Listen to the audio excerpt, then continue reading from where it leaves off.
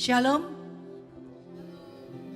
jemaat Tuhan yang terkasih, Bapak, Ibu, Saudara, kami akan memulai ibadah ini. Dan sebelum kami memulai, kami mau berdoa terlebih dahulu. Tuhan, kami mengucap syukur, terima kasih buat kasih-Mu, kebaikan-Mu, penyertaan-Mu sepanjang hari ini. Dan kami juga mengucap syukur, terima kasih buat kesempatan yang masih Engkau berikan, sehingga pada hari ini Tuhan kami dapat Tuhan beribadah walaupun Tuhan dalam online Tuhan. Kami mengucap syukur, terima kasih Tuhan. Mari Tuhan, Engkau sendiri Tuhan yang beracara Tuhan. Ibadah ini Tuhan dari awal, pertengahan hingga akhir.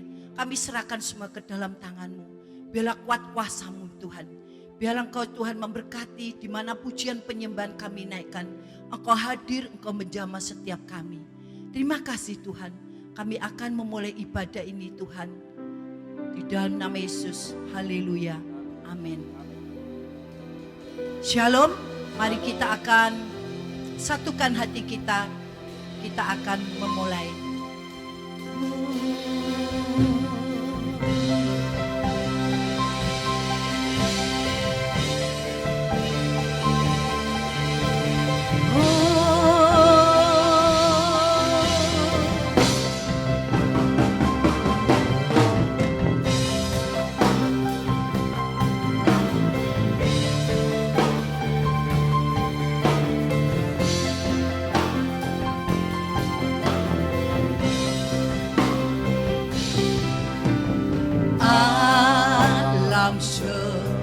Semesta melukiskan kebesaran Tuhan. Bumi dan surga menyanyikan kemuliaan nama-Mu.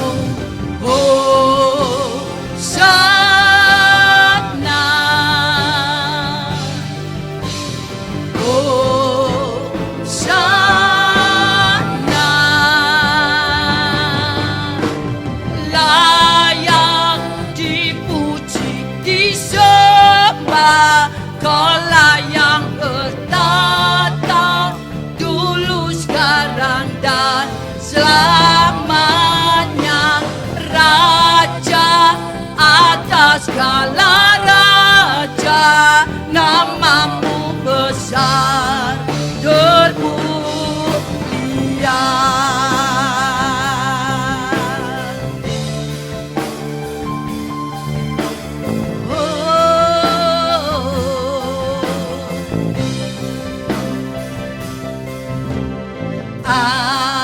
Alam semesta melukiskan kebesaran Tuhan. Bumi dan surga menyanyikan kemuliaan nama-Mu.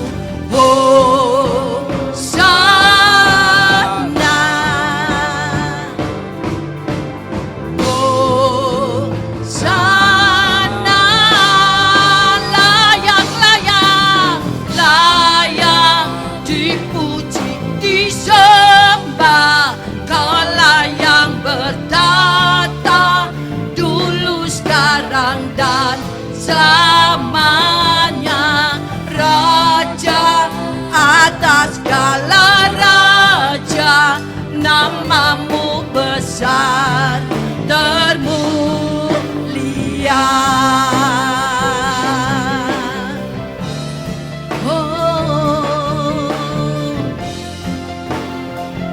Kami mengucap syukur Tuhan.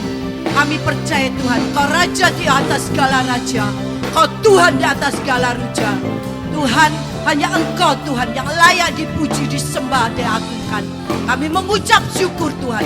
Terima kasih. Oh,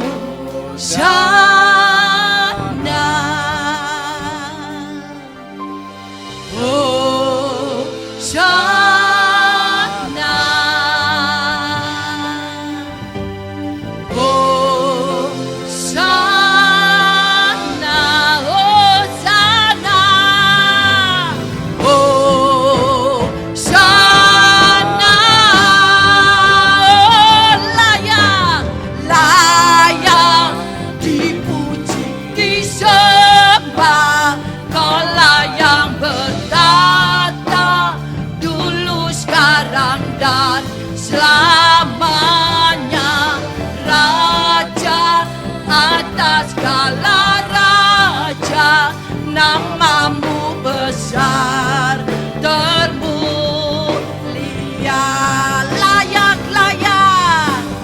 Layak dipuji, disembah, Kaulah yang bertata dulu, sekarang dan selamanya. Raja atas segala raja, namamu besar termulia. Namamu besar termulia. Namamu besar termulia.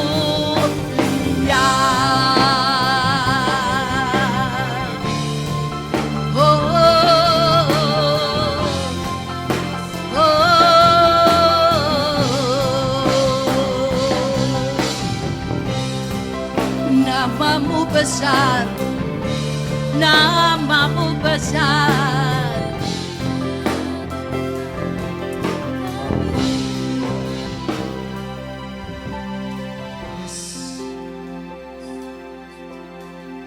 Kau hiasi kehidupanku dengan kemurahan-Mu.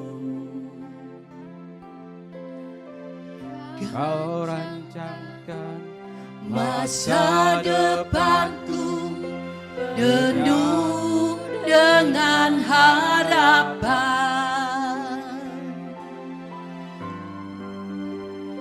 Aku ada saat ini, semuanya karena kasih-Mu.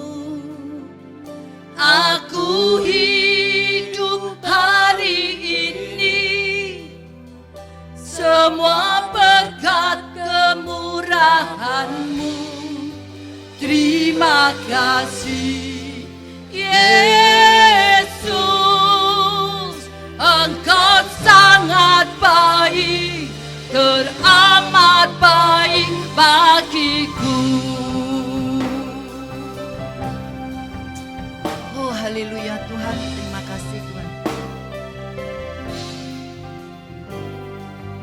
Kau hiasi kehidupanku dengan kemurahan-Mu. Amin. Kau rancangkan masa depanku penuh dengan harapan. Aku ada saat ini, semuanya karena kasih-Mu. Aku hidup hari ini, semua berkat kemurahan-Mu. Terima kasih Yesus, Engkau sangat baik, teramat baik bagiku.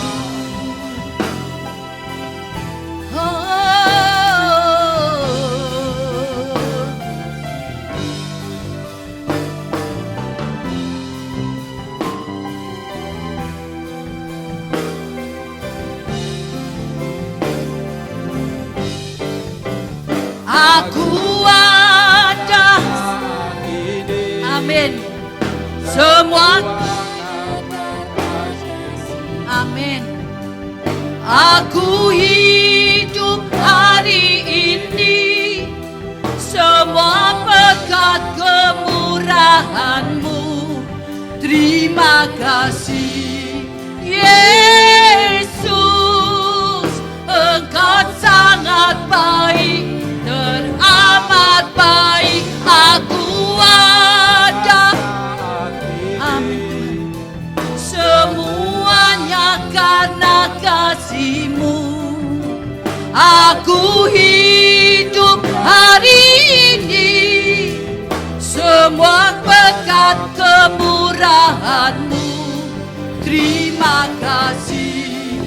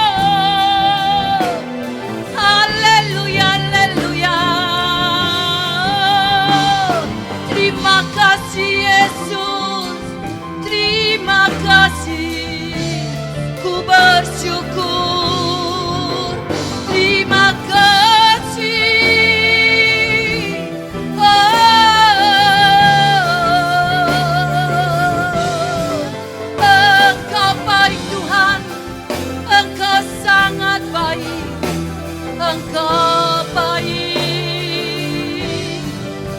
terpujilah namamu, terpujilah namamu, Yesus.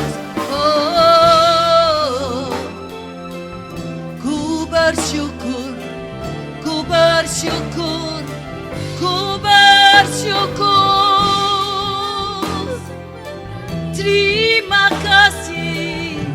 Terima kasih Tuhan. Segala puji dan hormat hanya bagimu, Engkau baik.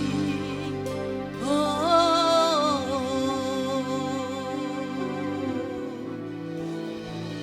terima kasih Tuhan. Kami mengucap syukur terima kasih buat kemurahan-Mu. Kalaupun kami hari ini masih ada Tuhan, karena semua ini Tuhan kemurahan-Mu atas kehidupan kami. Kami mengucap syukur terima kasih. Yes, thank you. Haleluya Yesus.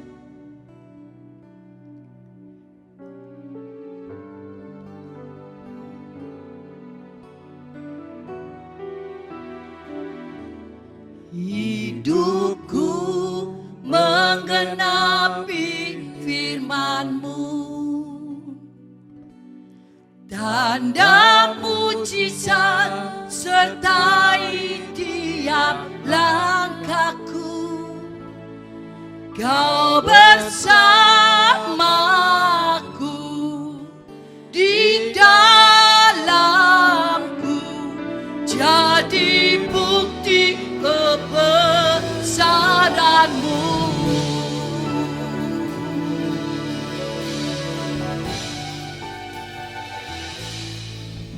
Tuhan, Kau sempurna. Amin. Dalam rencana-Mu dan karya-Mu, ku serahkan hidupku, murnikan dengan Roh-Mu. Tuhan, Kau sempurna. Dalam rencana-Mu dan karya-Mu, ku serahkan hidupku, murnikan dengan Roh-Mu. Hidupku menggenapi firman-Mu, tanda mujizat sertai tiap langkahku. Kau bersamaku di dalamku, jadi bukti kebesaran-Mu.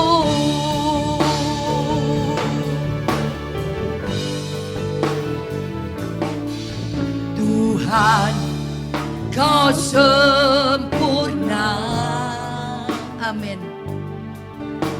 Dalam rencana-Mu dan karya-Mu, ku serahkan hidupku, murnikan dengan Roh-Mu. Hidupku menggenapi firman-Mu, tanda mujizat sertai tiap langkahku. Kau bersamaku di dalamku, jadi bukti kebesaran-Mu.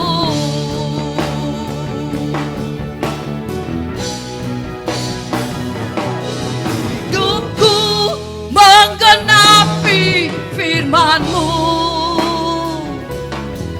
Tanda mujizat sertai tiap langkahku. Kau bersamaku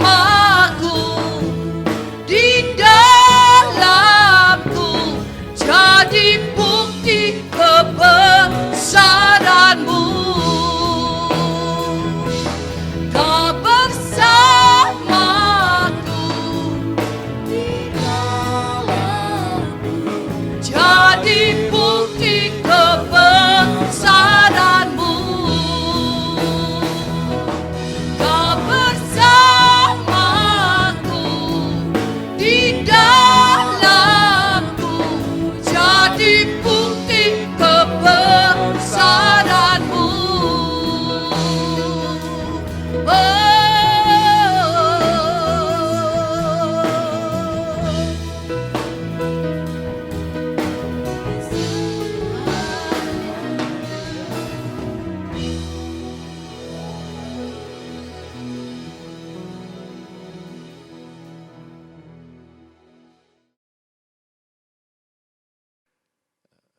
Bapak Ibu Saudara, pada minggu ini adalah minggu yang ketiga kita beribadah secara online karena himbauan dari Bapak Presiden Joko Widodo, Ibu Gubernur Khofifah Indra Parawansyah, serta Ibu Bupati Jombang, Ibu Hajah Munjidah Wahab.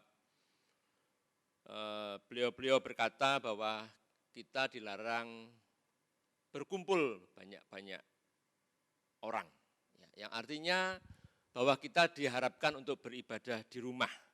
Namun saya perlu sampaikan kepada Bapak Ibu Saudara, di rumah sekalipun kita harus beribadah di rumah, namun percayalah bahwa Allah yang ada bersama-sama dengan kita tidak berubah kasih-Nya, tidak berubah kedahsyatannya, tidak berubah mujizatnya, dan tidak berubah juga akan firman-Nya yang Dia sampaikan pada perjanjian lama maupun pada perjanjian baru, yang pada pagi hari ini akan kita bahas bersama-sama.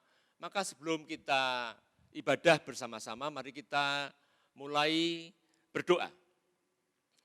Bapa di surga yang maha baik, yang maha kasih, yang maha mengetahui, dan maha pengampun atas setiap dosa-dosa kami semua. Engkau tahu Tuhan, di saat-saat yang seperti ini, di saat-saat yang krisis seperti ini, dampak daripada COVID-19 atau COVID-19 yang membuat segala usaha di bidang apapun dirasakan mengalami kelesuan atau kemunduran. Namun kami percaya Tuhan bahwa Engkau Allah yang tidak pernah tinggal diam. Engkau tidak hanya sekedar Allah yang menjadikan kami umat-Mu sekedar simpati, namun Engkau adalah Tuhan yang empati dalam kehidupan setiap kami. Untuk itulah Tuhan, pagi hari ini biarlah setiap kami beribadah bersama-sama melalui ibadah online ini, membuat kami juga akan tetap kuat di dalam mengiring Engkau, karena Engkau lah Allah yang luar biasa baiknya, luar biasa kesetiaan-Mu, yang terkadang kami tidak setia, Engkau tetap setia, dan janji-Mu ya dan amin, dan Engkau Allah kami yang tidak pernah mengingkari janji-Mu Tuhan. Untuk itulah kami tetap harus beribadah kepada-Mu dan tetap kuat di dalam Engkau, karena Engkau Allah kami yang ada bersama-sama dengan kami. Engkau Allah yang Immanuel dengan kami. Terima kasih Tuhan, untuk itulah pagi hari ini kami mau bersama-sama belajar akan kebenaran firman-Mu dan urapi hamba-Mu dengan pengurapan dari Maha Tinggi, dan urapi juga jemaat-Mu dimanapun kami berada Tuhan Yesus. Sehingga firman-Mu sungguh-sungguh boleh menguatkan hati kami, menguatkan cara berpikir kami, untuk kami boleh memahami apapun yang terjadi, seizin Engkau Tuhan, dan di balik itu semuanya, Engkau ingin kami tetap beribadah kepada-Mu Tuhan. Terima kasih Tuhan, di dalam nama Tuhan Yesus Kristus, hamba-Mu berdoa dan mengucap syukur. Haleluya. Amin. Selamat pagi Bapak Ibu Saudara. Pagi hari ini saya sampaikan khotbah dengan judul Hidup adalah Pilihan. Yang saya ambil dari Yosua 24 ayat yang ke-15. Tetapi jika kamu anggap tidak baik untuk beribadah kepada Tuhan, T-nya besar, ingat baik-baik, Tuhan di sini adalah Tuhan Allah kita. Pilihlah pada hari ini kepada siapa kamu akan beribadah. Allah yang kepadanya nenek moyangmu beribadah, A-nya A kecil, berarti bukan Allah yang maha besar itu, bukan Allah yang maha pencipta itu. Ya. Allah yang pada nenek moyangmu beribadah di seberang sungai Efrat, atau Allah A kecil lagi, orang Amori yang negerinya kamu diami ini. Tetapi dikatakan, kalau ada tetapi berarti ada sesuatu yang berantagonis, berlawanan. Tetapi aku, kata Yosua, tetapi aku dan seisi rumahku akan beribadah kepadamu. Dan itulah yang sebetulnya di hari-hari ini kita harus seperti apa yang dikatakan oleh Yosua. Tetapi aku dan seisi rumahku tetap beribadah kepadamu. Bapak Ibu Saudara, inilah yang membuat kita ini harus selalu siap untuk beribadah kepada Tuhan, karena Tuhanlah yang ada dalam kehidupan kita, Tuhan yang tidak hanya peduli, namun Tuhan yang selalu setia kepada kita, dan Tuhanlah yang menghampiri kita setiap hari, yang ada bersama-sama dengan kita, dan yang membuat kita ini eksis, kuat, karena adanya Tuhan dalam kehidupan setiap kita.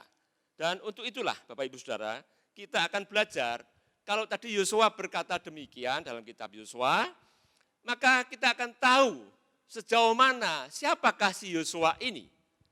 Bapak Ibu Saudara, untuk itulah mari kita baca dalam Bilangan pasal yang ke-13 ayat yang pertama sampai dengan 33.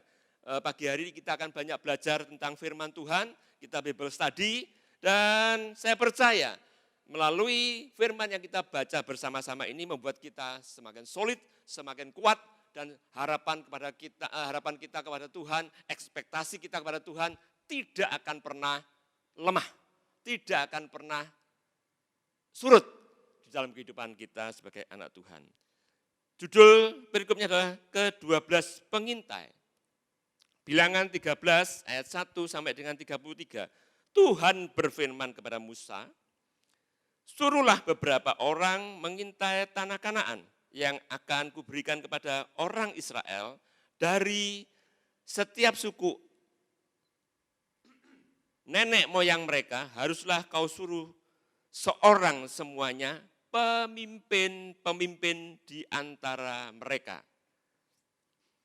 Lalu Musa menyuruh mereka dari padang gurun Paran sesuai dengan titah Tuhan. Semua orang itu adalah kepala-kepala di antara orang Israel. Dan inilah nama-nama mereka dari suku Ruben. Jadi yang pertama adalah suku Ruben. Syamua bin Sakar. Dari suku Simeon, Safat bin Hori. Dari suku Yehuda, Kaleb bin Yefune. Dari suku Isakar, Yigal bin Yusuf. Dari suku Efraim, Hosea bin Nun. Dari suku Benyamin, Palti bin Rafu. Dari suku Sebulon, Gadiel bin Sodi. Dari suku Yusuf, yakni dari suku Manasye, Gadin bin Susi. Dari suku Dan, Amiel bin Gemali. Dari suku Asyur, Setur bin Mikael. Dari suku Naftali, Nahbi bin Wofsi. Dari suku Gad, Guel dan Maki. Itulah nama-nama orang-orang yang disuruh Musa untuk mengintai negeri itu, dan Musa memahami Hosea dan Musa menamai Hosea bin Nun itu Yosua. Maka Musa menyuruh mereka untuk mengintai tanah Kanaan. Katanya kepada mereka, pergilah dari sini ke tanah Negeb dan naiklah ke pegunungan. Dan amat-amatilah bagaimana keadaan negeri itu, apakah bangsa yang mendiaminya itu kuat atau lemah? Apakah mereka sedikit atau banyak? Atau bagaimana negeri yang didiaminya, apakah baik atau buruk? Bagaimana kota-kota yang didiaminya, apakah mereka diam di tempat-tempat yang terbuka atau di tempat-tempat yang berkubu? Dan bagaimana tanah itu, apakah gemuk atau kurus? Apakah ada di sana pohon-pohonan atau tidak? Tabahkanlah hatimu dan bawalah sedikit dari hasil negeri itu. Waktu itu ialah musim hulu hasil anggur. Mereka pergi ke sana lalu mengintai negeri itu, mulai dari padang gurun Sin sampai ke Rehob, ke jalan yang menuju ke Hamat. Mereka berjalan melalui tanah Negeb, melalui sampai ke Hebron. Di sana ada Ahiman, Sesai, dan Talmai, keturunan Enak. Hebron didirikan 7 tahun lebih dahulu dari Soan di Mesir. Ketika mereka sampai di lembah Eskol, dipotong merekalah di sana suatu cabang dengan setandan buah anggurnya. Lalu berdualah mereka menggandarnya, juga mereka membawa beberapa buah delima dan buah ara. Tempat itu dinamai orang lembah Eskol karena tandan buah anggur yang dipotong orang Israel di sana. Sesudah lewat 40 hari, pulanglah mereka dari pengintaian negeri itu. Dan langsung datang kepada Musa, Harun, dan segenap umat Israel di Kades, di padang gurun Paran. Mereka membawa pulang kabar kepada keduanya dan kepada segenap umat itu dan memperlihatkan kepada sekaliannya hasil negeri itu. Mereka menceritakan kepadanya, kami sudah masuk ke negeri, kemana kau suruh kami. Dan memang negeri itu berlimpah-limpah susu dan madunya, dan inilah hasilnya. Hanya bangsa yang diam di negeri itu kuat-kuat dan kota-kotanya berkubu dan sangat besar. Kota-kotanya dan sangat besar juga keturunan Enak telah kami lihat di sana. Orang Amalek diam di tanah Negeb, orang Het, orang Yebus, dan orang Amori diam di pegunungan, orang Kanaan diam di sepanjang laut, di sepanjang tepi sungai Yordan. Kemudian Kaleb mencoba menenteramkan hati bangsa itu di hadapan Musa. Katanya, tidak, kita akan maju dan menduduki negeri itu, sebab kita pasti akan mengalahkannya. Tetapi orang-orang pergi ke sana untuk ke sana bersama-sama dengan dia, berkata, kita tidak dapat maju menyerang bangsa itu karena mereka lebih kuat daripada kita. Juga mereka menyampaikan kepada orang Israel kabar busuk tentang negeri yang diintai mereka. Dengan berkata, negeri yang telah kami lalui untuk diintai adalah suatu negeri yang mematikan penduduknya, yang memakan penduduknya. Dan semua orang yang kami lihat di sana adalah orang-orang yang tinggi-tinggi perawakannya.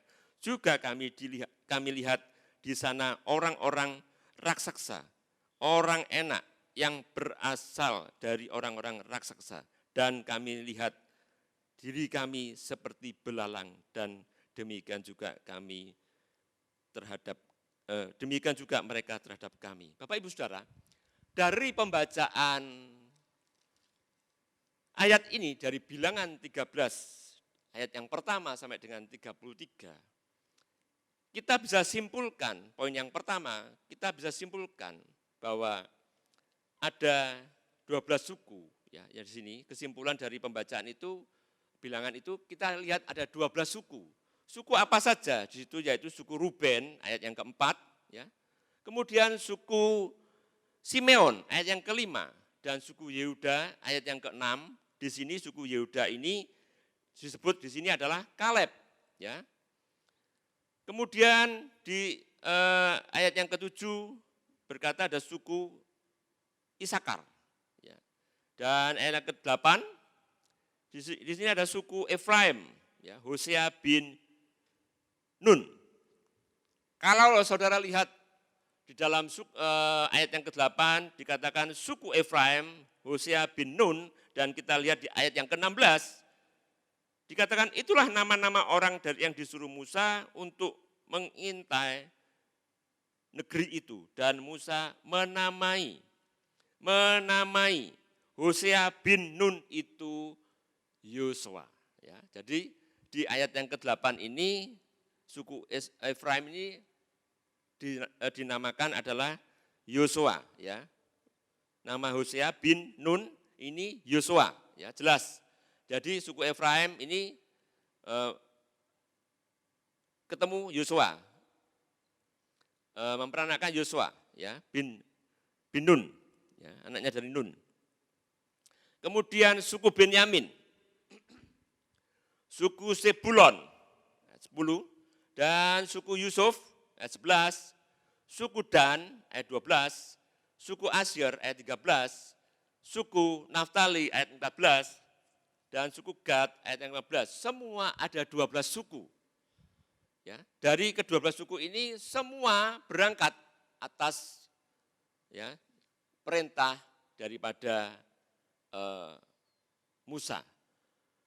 Kita lihat kisah ini, ke-12 pengintai ini dalam kitab Bilangan ini adalah perintah Musa kepada 12 pengintai. Namun perintah Musa ini didasari oleh perintah Tuhan, ya. Dan hanya 2 orang atau sekitar 1,66% yang memiliki perspektif positif, yang memiliki hati yang visioner, memiliki pikiran yang visioner, yaitu Kaleb dan Yosua.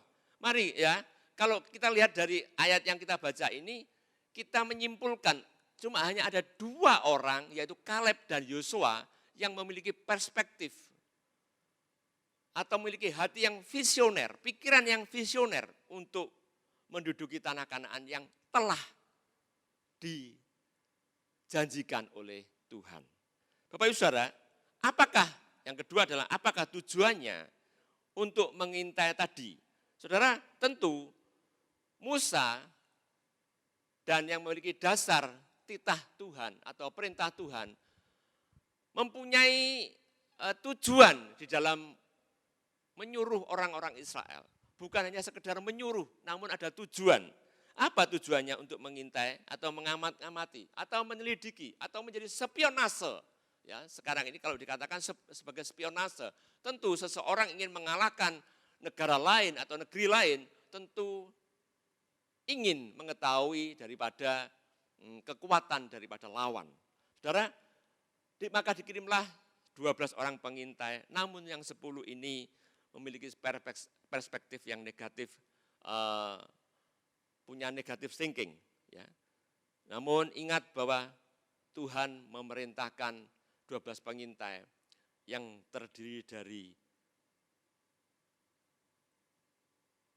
pemimpin-pemimpin.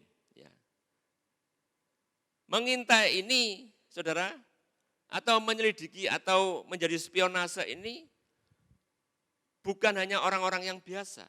Ya, di ayat 17 dikatakan, maka Musa menyuruh mereka mengintai tanah Kanaan, katanya kepada mereka, pergilah dari sini ke tanah Negeb dan naiklah ke pegunungan dan amat-amatilah bagaimana keadaan negeri itu. Saudara, ada tujuan kemudian untuk mengamati apakah negeri itu, untuk mengamati apakah negeri itu, bagaimana keadaannya, ya. Namun kalau zaman sekarang Bapak Ibu Saudara sudah tidak pakai orang seperti itu. Jalan sekian lama sampai 40 hari lebih baru memberikan input kepada atasannya. Kalau zaman sekarang seperti itu habis sudah, ya. Sekarang zaman sekarang Saudara mengintai sesuatu sudah tidak pakai seperti itu lagi, namun dengan teknologi satelit, ya. Dengan teknologi satelit bisa dilihat lewat komputer dan bagaimana keadaan tempat yang akan diserang itu. Bagaimana keadaan negeri yang akan diserang itu, ya. Dengan teknologi yang canggih, yang luar biasa, melihat negara itu cukup melalui internet, ya. Tentunya melalui komputer. Dan itulah yang dilakukan oleh pemerintahan zaman sekarang, ya, untuk menyerang negeri lain atau negara lain. Ya, untuk kekuatan lawan bagaimana? Ayat yang ke-18b dikatakan, apakah bangsa itu mendiaminya kuat atau lemah? Ya, dilihat dengan pengintaian tadi. Ya. Kemudian bagaimana dengan pasukannya, banyak atau sedikit? Ya. Ayat 19, dan bagaimana negeri yang didiaminya, apakah baik atau buruk? Apakah mereka diam di tempat yang terbuka atau tempat yang berkubu? Ya. Bagaimana setiap suku nenek moyang mereka, haruskah kau suruh orang semua itu, dan amat-amatilah bagaimana keadaan negeri itu, dan bagaimana negeri yang didiaminya, apakah baik atau buruk? Ya. Bagaimana kota-kota yang didiami, apakah mereka diam di tempat yang terbuka atau tempat yang berkubu. Dan bagaimana tanah itu, apakah gemuk atau kurus? Apakah ada di sana pohon-pohonan atau tidak? Ya. Itu ayat 9. Terus, dan bawalah sedikit hasil negeri itu, waktu itu ialah musim hulu hasil anggur. Ya. Mereka pergi ke sana, lalu mengintai negeri itu mulai dari padang gurun Zin sampai Rehob ke jalan yang menuju ke Hamar. Bapak Saudara, dipantaunya dengan pertahanannya bagaimana? Apakah mereka punya kubu-kubu pertahanan atau tidak? Bagaimana dengan kekuatan daripada orang-orangnya? Ya, kalau sekarang militernya bagaimana? Alusistanya bagaimana? Ya. Kekuatan daripada alat tempurnya bagaimana? Dilihat seperti itu, saudara. Kemudian kekayaannya, ya, asetnya, dikatakan tadi, bagaimana tanah itu, apakah gemuk atau kurus, itu aset, saudara. Apakah ada di sana pohon-pohonan atau tidak? Tabahlah hatimu, dan Musa memberikan suatu wejangan atau suatu pesan atau suatu message. Dikatakan tabahkanlah hatimu, ya. Untuk menguatkan hati, karena dalam mengintai itu tidak semudah Bapak Ibu Saudara untuk kita tidak menguatkan hati kita. Ya. Kemudian yang ketiga, mereka atau dua orang pengintai itu berangkat. Di ayat 21, mereka pergi ke sana. Lalu mengintai negeri itu mulai dari padang gurun Zin sampai ke Rehob, ke jalan yang menuju ke Hamat. Ya, pergi mereka. Sesudah lewat 40 hari, pulanglah mereka dari pengintaian negeri itu. Saudara, setelah 40 hari, mereka pulang. Di ayat 25. Lalu apa tanggapan mereka? Mereka pulang, kemudian menghadap Musa. ya, serta segenap umat Israel. Ya, ayat yang ke-26. Dan langsung datang kepada Musa, Harun dan segenap umat Israel di Kades, di padang gurun. Mereka membawa pulang kabar kepada keduanya dan kepada segenap umat itu dan memperlihatkan kepada sekaliannya hasil negeri itu. Mereka menceritakan kepadanya, kami sudah masuk. Ya, dikatakan mereka melaporkan, ya, sudah masuk. Dikatakan bahwa dan memang negeri itu berlimpah susu dan madunya, dan inilah hasilnya. Saudara, negeri itu setelah dipantaunya, dilihatnya lah bahwa negeri itu, daerah Kanaan itu berlimpah susu dan madunya. Makanya penduduknya itu gede-gede, saudara. Makanannya cukup bergizi, ya, karena minum susu dan madu terus, jadi perawaknya besar-besar, kuat-kuat, ya. Itu yang disampaikan 10 orang tadi. Lalu dia berkata, hanya bangsa yang diam di negeri itu kuat-kuat dan kota-kota yang berkubu dan sangat besar, juga keturunan enak, telah kami lihat di sana. Ya, itu melaporkan, ya. Setelah melaporkan asetnya, kemarin bentuk laporannya apa? Pesimis. Dia mengalami suatu pesimis, yaitu dikatakan hanya bangsa yang diam di negeri itu kuat-kuat. Negatif thinkingnya mulai keluar, saudara. Pesimisnya mulai keluar.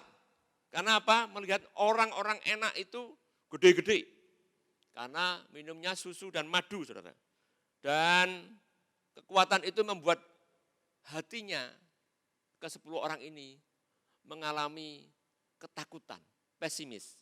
Dikatakan hanya bangsa yang diam di negeri itu kuat-kuat dan kota-kotanya berkubu sangat besar. Juga keturunan enak telah kami lihat di sana. Orang Amalek, ya, dikatakan orang Amalek, orang Het, orang Yebus dan orang Amori diam di pegunungan orang Kanaan, diam di sepanjang laut, ya. Diam di pegunungan orang Kanaan, diam di sepanjang laut dan sepanjang tepi sungai Yordan. Ya. Dan kemudian ayat 31 dikatakan demikian, tetapi orang-orang pergi ke sana bersama-sama dengan dia berkata, kita tidak dapat maju menyerang bangsa itu karena mereka lebih kuat daripada kita. Ya, saudara, itu pesimisnya ke-10 orang pengintai tadi. Kemudian saudara, apa yang terjadi dengan Kaleb dan Yosua?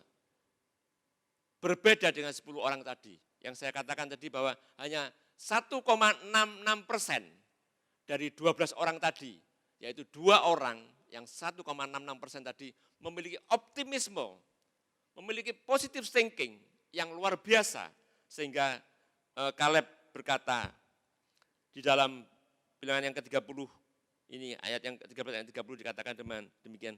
Kemudian Kaleb mencoba menenteramkan hati bangsa itu di hadapan Musa. Katanya, tidak, kita akan maju dan menduduki negeri itu sebab kita pasti akan mengalahkannya. Saudara, inilah pernyataan dari Kaleb, ya, yang tadi kita pelajari di antara 12 suku tadi. Pemimpin-pemimpin mereka, kepala-kepala dari suku yang diperintahkannya. Bapak Ibu Saudara, tidak ada visi itu diberikan kepada rakyat, namun visi itu diberikan kepada pemimpin. Apalagi kalau itu pemimpin daripada rohani, ya, tentu itu bukan pilihan daripada secara demokrasi, namun itu pilihan daripada Tuhan. Yang disebut dengan teosentris atau teokrasi, ya saudara, teokrasi, bukan demokrasi atau bukan sistem kerajaan, namun sistem teokrasi, di mana pemimpin itu dipilih oleh Tuhan, namun pemimpin itu juga sebagai manusia kadang-kadang memiliki suatu pengertian yang berbeda, perspektif yang berbeda, sehingga dia berkata hanya orang itu kuat-kuat, gede-gede, bangsanya kuat-kuat, kita bisa kalah. Ya, dan si Kaleb berkata bahwa Optimus dan Yosua juga bilang, ya, di dalam bilangan yang ke-13 ayat 30 dikatakan bahwa kemudian Kaleb mencoba menenteramkan hati bangsa itu. Dan di hadapan Musa katanya, tidak, kita akan maju dan menduduki negeri itu sebab kita pasti akan mengalahkannya. Ya. Dan bilangan 14 ayat yang ke-6 sampai 9 dikatakan demikian. Tetapi Yosua bin Nun dan Kaleb bin Yefune yang termasuk orang-orang yang telah mengintai seperti itu, mengoyakkan pakaiannya dan berkata kepada segenap umat Israel, negeri yang kami lalui untuk diintai itu adalah luar biasa baiknya. Jika Tuhan berkenan kepada kita, maka Ia akan membawa kita masuk ke negeri yang akan kita berikannya kepada kita, suatu negeri yang berlimpah-limpah susu dan madunya. Hanya, sekarang juga hanya, saudara. Hanyanya tadi 10 orang pesimis, tapi ini 2 orang yaitu Kaleb dan Yosua berkata, hanya janganlah memberontak kepada Tuhan, janganlah memberontak kepada Tuhan, dan janganlah takut kepada bangsa negeri itu, sebab mereka akan mereka akan kita telan habis, yang melindungi mereka sudah meninggalkan mereka, sedang Tuhan menyertai kita. Jangan takut kepada mereka.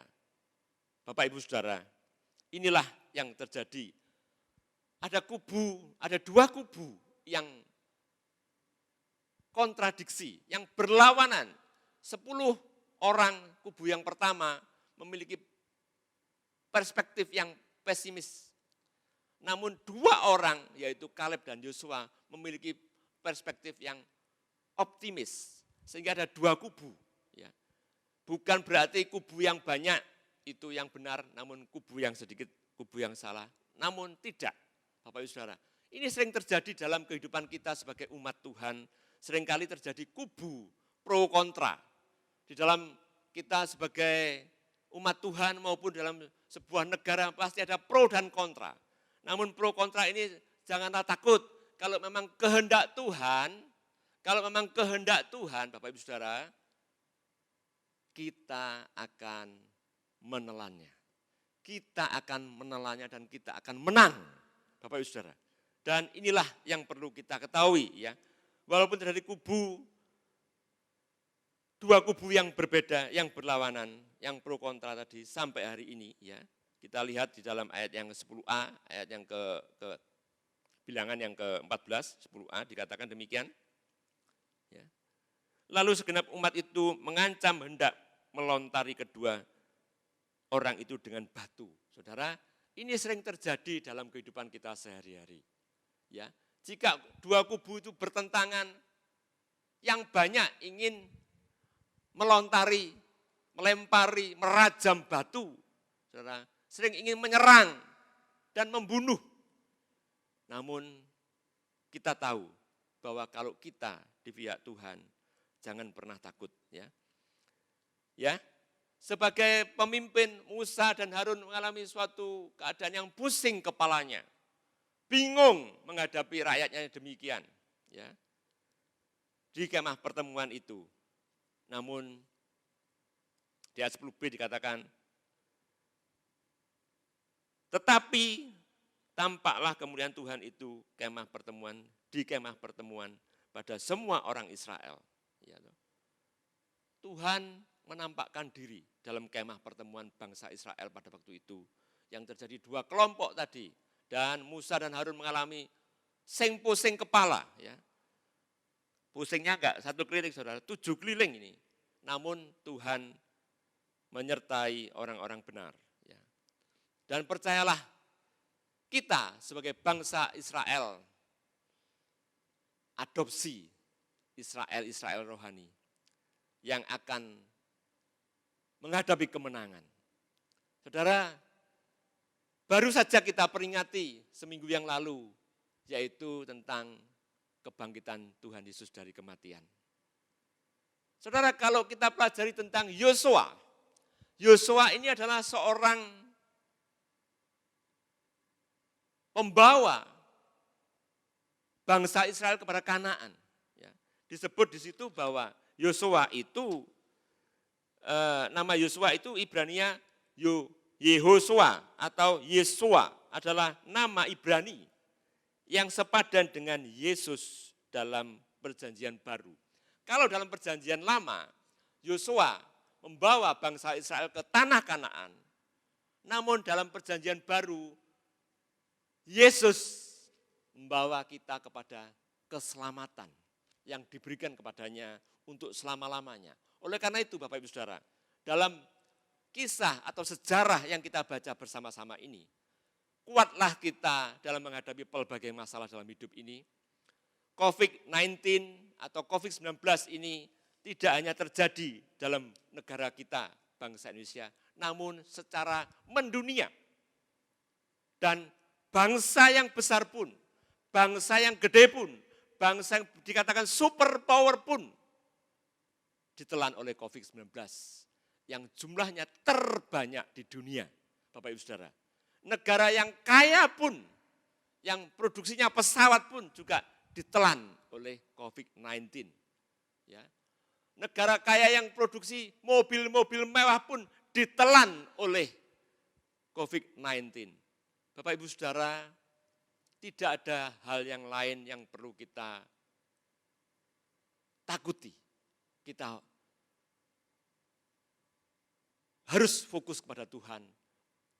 Percayalah bahwa Tuhan adalah Tuhan yang seringkali saya katakan bahwa Dia adalah Tuhan yang eksistensinya tidak pernah berubah.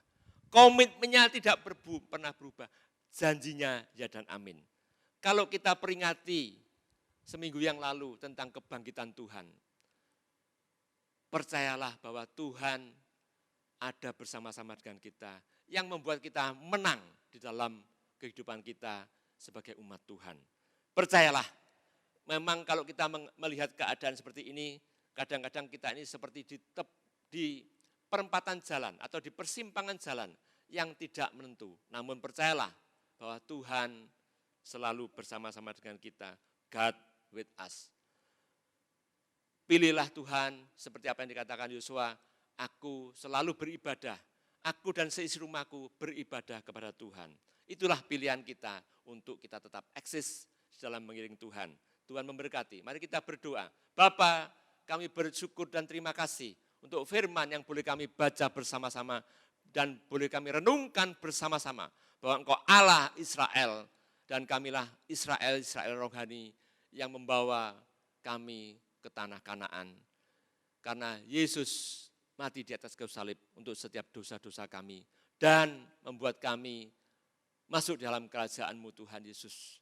Masuk dalam pimpinan-Mu Tuhan Yesus. Sehingga kami mengalami suatu kemenangan di dalam kehidupan kami. Terima kasih Tuhan untuk firman-Mu ini. Berkati setiap umat-Mu Tuhan dimanapun kami berada.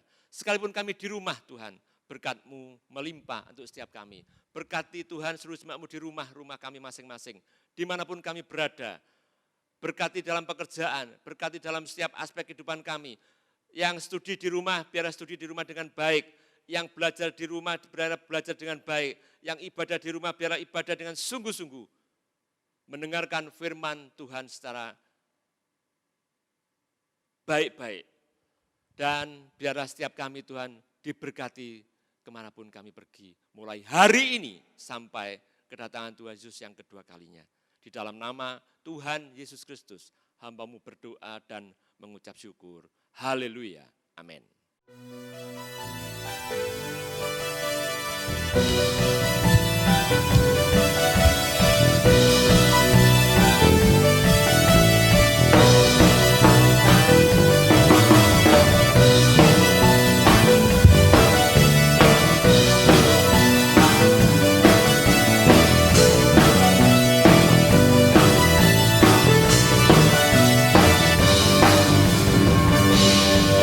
Tinggal dekatmu ku aman, hidup dalammu ku menang. Kau yang memegang hidupku di tanganmu. Kau meneguhkan langkahku. Ku berjalan di dalam kekuatanmu. Tuhan, kau perisaiku. Lewati badai tak akan ku goyah.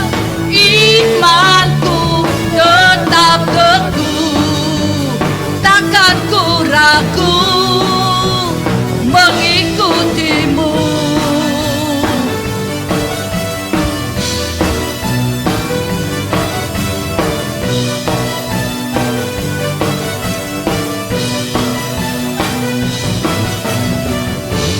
Tinggal dekatmu ku aman, hidup dalammu ku menang. Kau yang memegang hidupku di tanganmu. Kau meneguhkan langkahku. Ku berjalan di dalam kekuatanmu. Tuhan, kau perisaiku. Lewati badai tak akan ku goyah. Imanku tetap teguh, takkan ku ragu mengikutimu. Tuhan, kau perisaiku. Lewati badai tak akan ku goyah. Imanku tetap teguh, takkan ku ragu mengikutimu. Takkan ku ragu mengikutimu. Takkan ku ragu